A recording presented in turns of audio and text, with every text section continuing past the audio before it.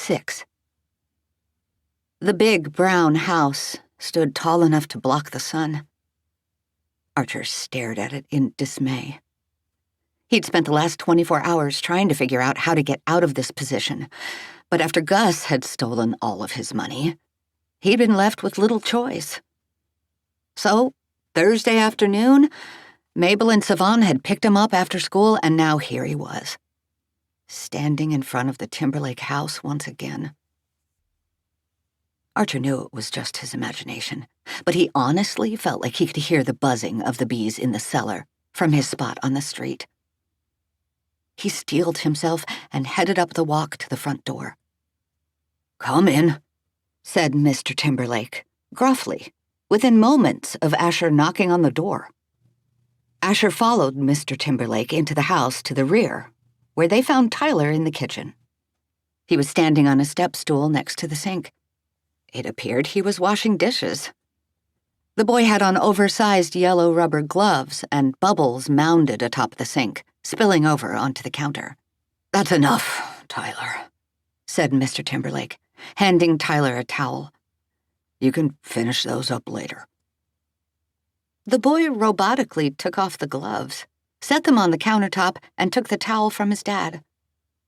He wiped himself down and hung the towel over the oven handle to dry.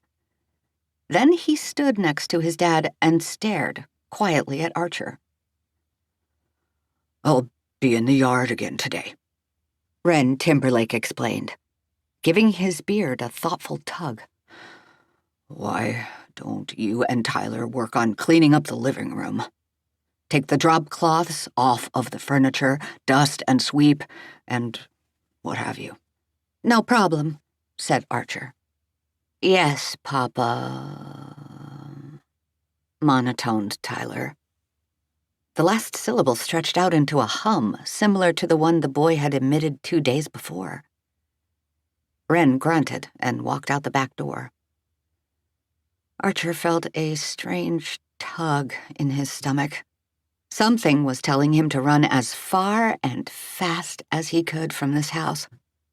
The boy wasn't right. He was acting so strangely. Archer glanced over at the counter next to the kitchen sink. There sat 3 jars empty of honey, and one open with only a couple of spoonfuls left. How much honey was Mr. Timberlake feeding this kid? He knew the honey was supposed to calm him, but was it supposed to make him this machine-like? "Let's clean up," Archer said in resignation. "Where can we find the broom and dustpan?" Tyler led him to a closet near the front door.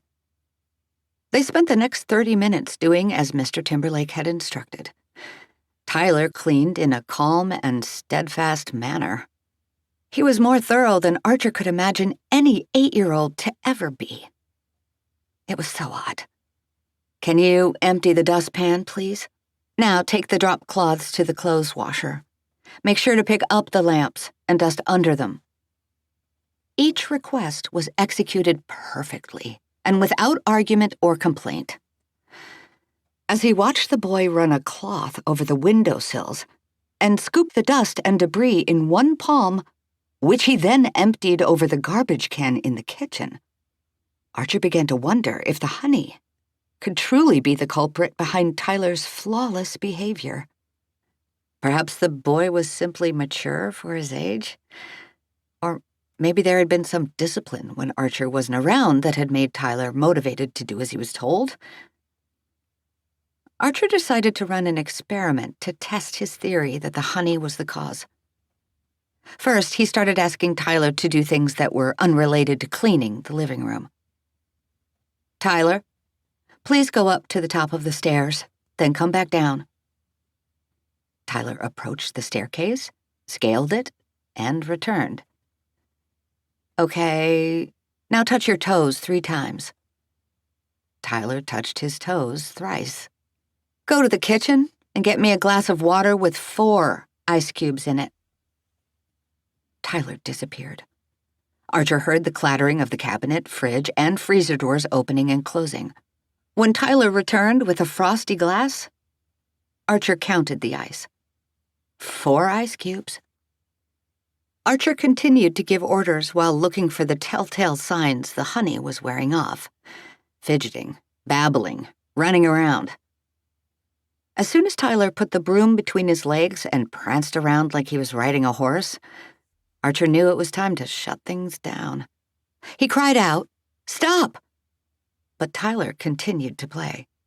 He was about to knock the broom into an end table with an expensive-looking lamp when Archer offered, "How about some honey?" Tyler dropped the broom with a clang and ran to the kitchen.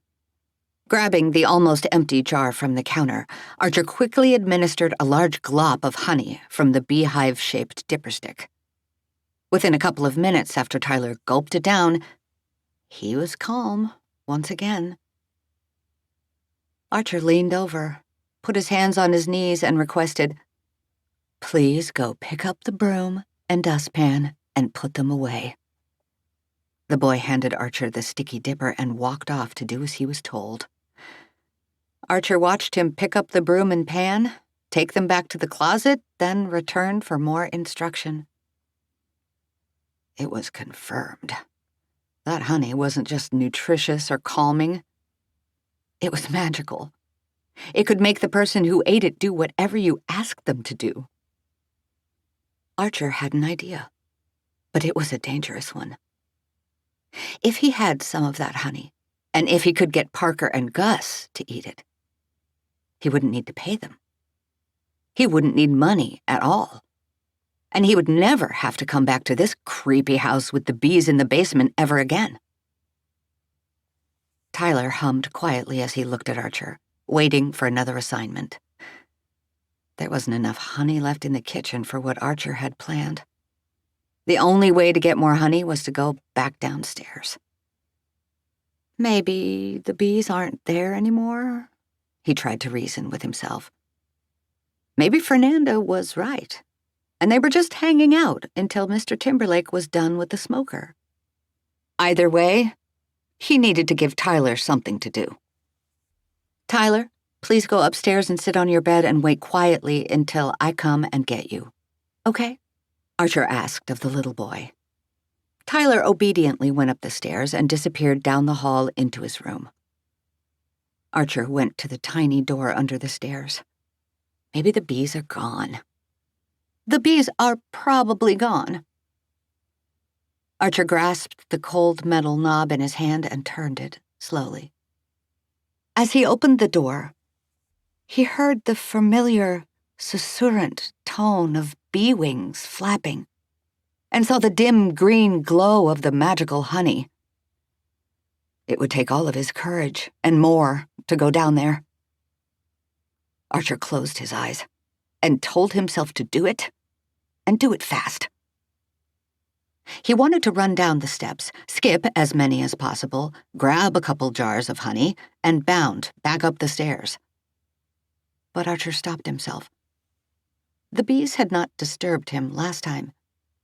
If he made a commotion running around, might they take flight and sting him to death? He didn't want to take the chance. Archer crept down the staircase slowly on his tippy toes, trying to cause as little noise or movement in the steps as possible. He couldn't help but keep his eyes on the dark walls. The bees oscillated in unison, such that the wall looked like the pelt of a giant black bear. Archer imagined it hibernating, snoring, and one false move might wake it, cause it to pounce. He steadied his shaky breath as he walked past the bees to the shelves of glowing liquid. He didn't know exactly how much honey it would take to subdue Parker and Gus, but he figured 2 jars was probably enough. No, 3. Archer tenderly picked up the jars and cradled them in the crook of his arm. He hadn't brought a bag to the babysitting gig. He would have to take them outside and hide them by the front porch to grab on his way home. Otherwise, Mr. Timberlake might realize what was going on. Archer turned and slowly crept back up the stairs. At the top, he gently closed the door. The house was quiet. Archer assumed Tyler was still waiting upstairs in his room. As planned, Archer took the jars through the front door, descended the porch steps, and set the jars down under a bush next to the front walk. Then he scanned the area to make sure no one had been watching. The coast was clear. Not a bird song nor mosquito buzz disturbed the environment. Spite Lane was quiet. Dead quiet.